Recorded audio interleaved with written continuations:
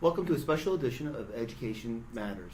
This program is produced for school board candidates or those contemplating running for the school board this fall. Today's guest will be Donna Kaye. Welcome, Donna. Well, thanks for having me, Ray. My name is Ray Pinney. I'll be your host. We will be talking about the legal requirements and responsibilities once you are elected to a school board.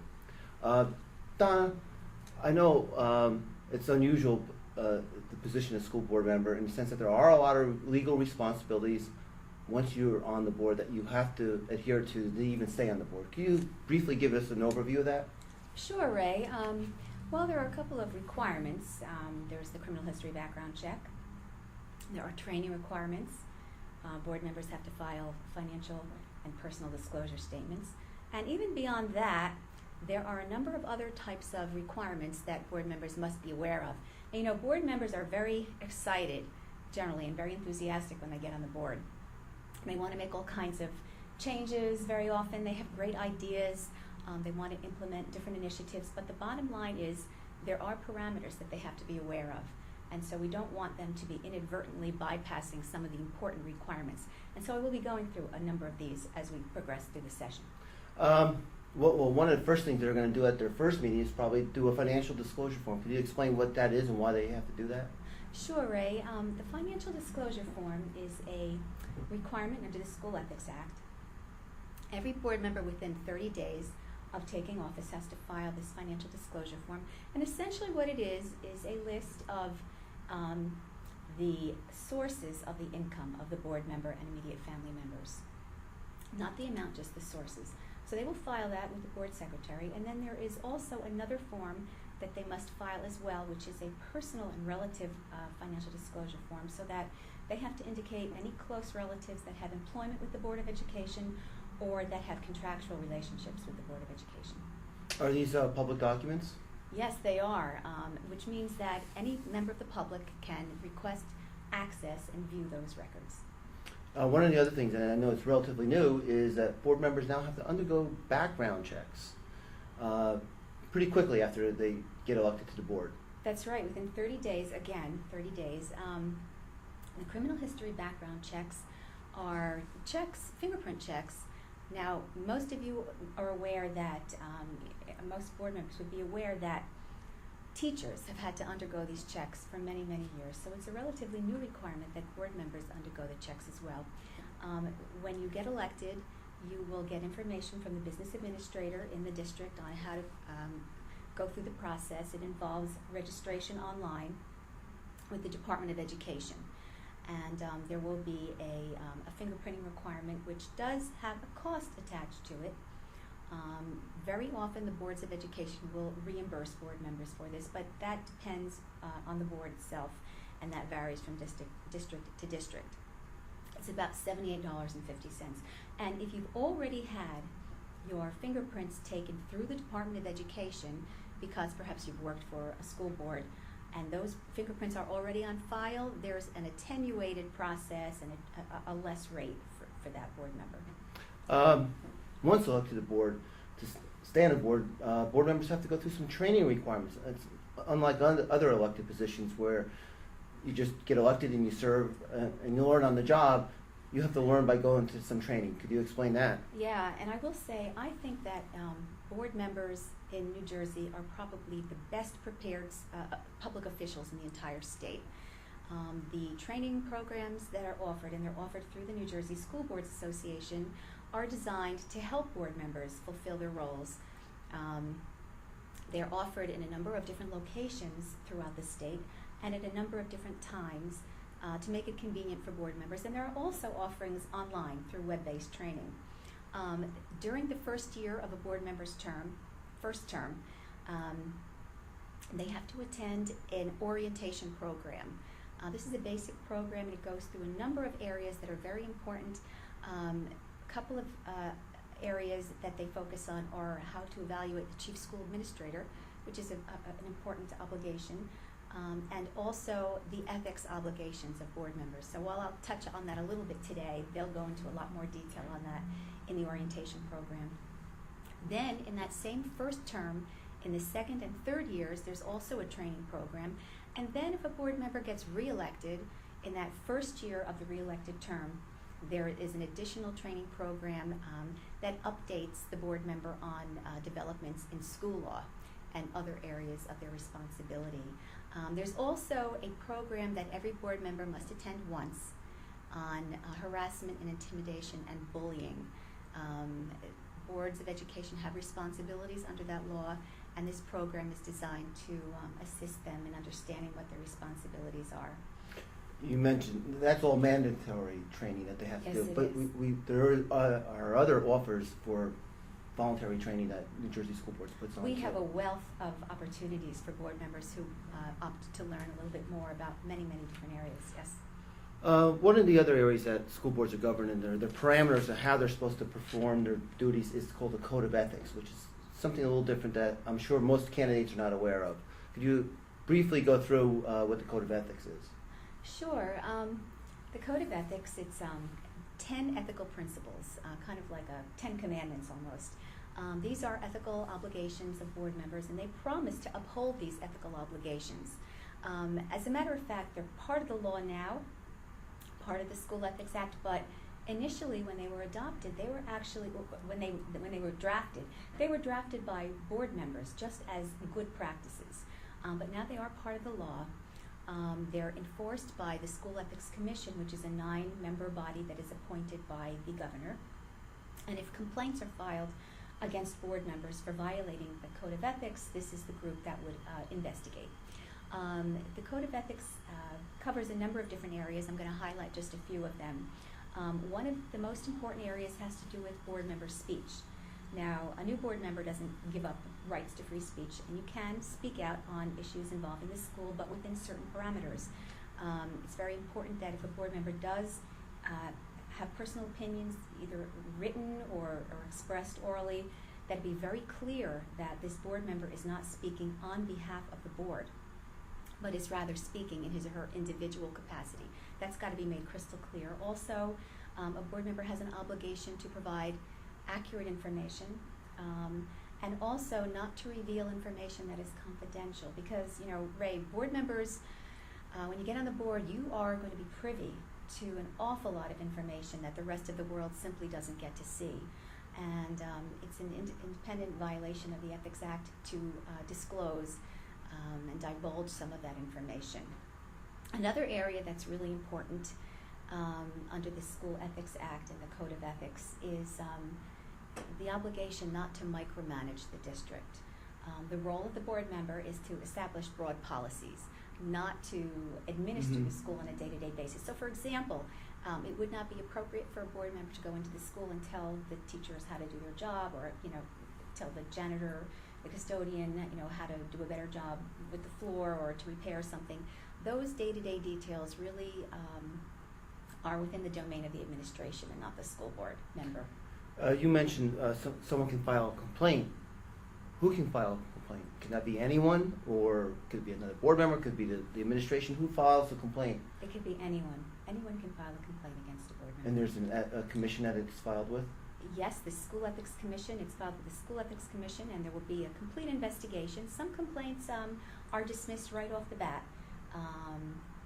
but there is an investigation, and there's a procedure for investigating those, and an opportunity for a board member who is the subject of a complaint to appear before the School Ethics Commission, and all of the due process requirements are there. Much of the legal requirements for serving on the board deal with conflicts of interest, or the appearance of conflicts of interest, or to avoid a conflict of interest.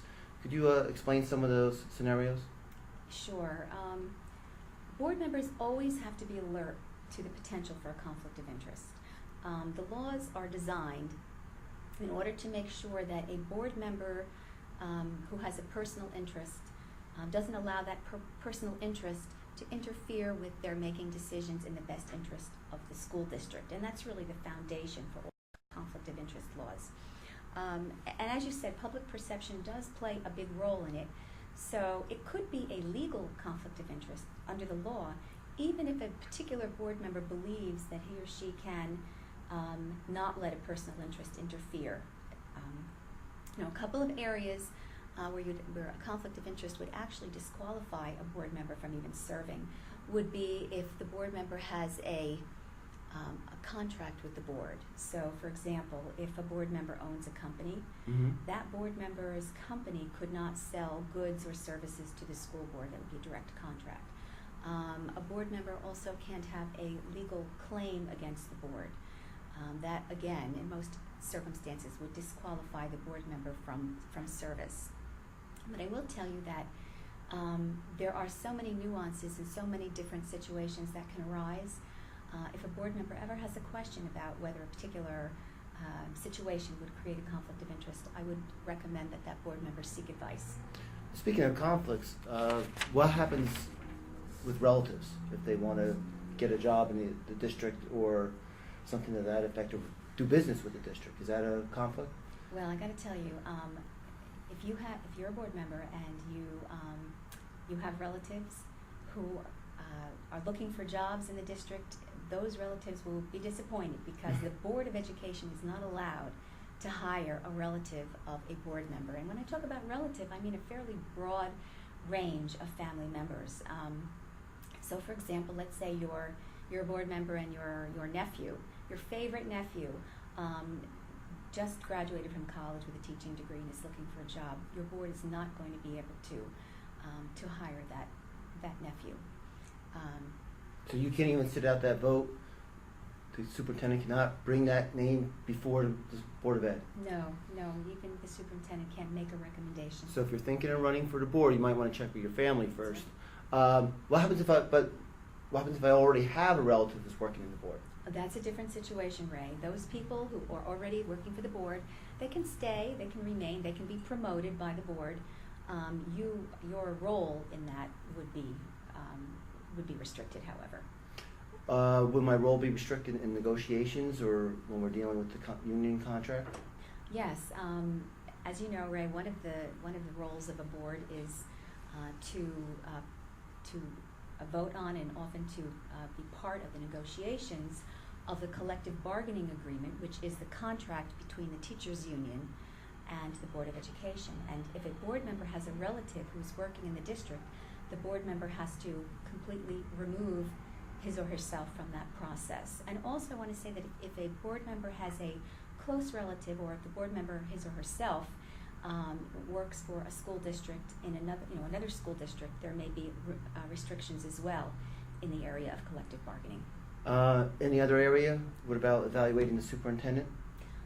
Yes, certain close relatives that a board member may have that work in the district would preclude the board member from evaluating the chief school administrator.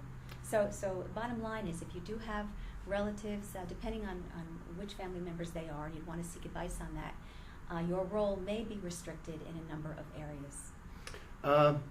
Switching gears a little bit, what about, I'm running for the school board, I just got endorsed by the teachers union. Are there any ramifications? Once I'm on the board, I feel I can be independent.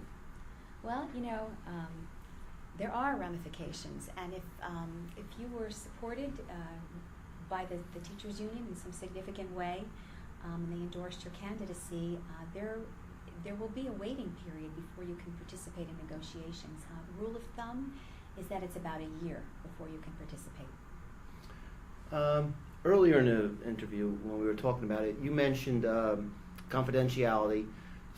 Boards of education are governed by the Sunshine Law, and there's what they call closed and open session. Could you explain the difference between the two? I think most people know what an open session, but a closed session.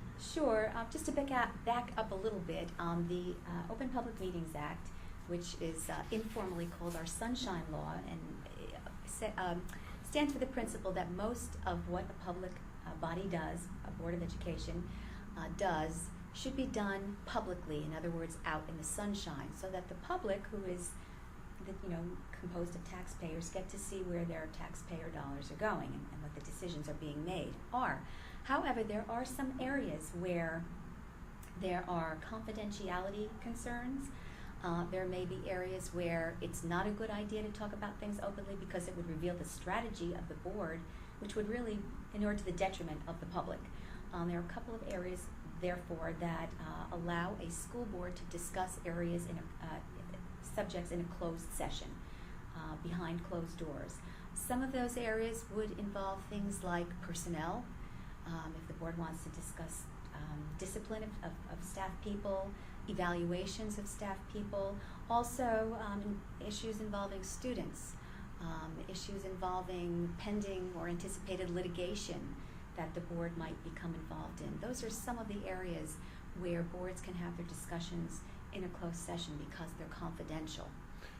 And I'm assuming, since it's closed session, the board member, once they're out, even a month later, they cannot talk about that closed session material in most instances.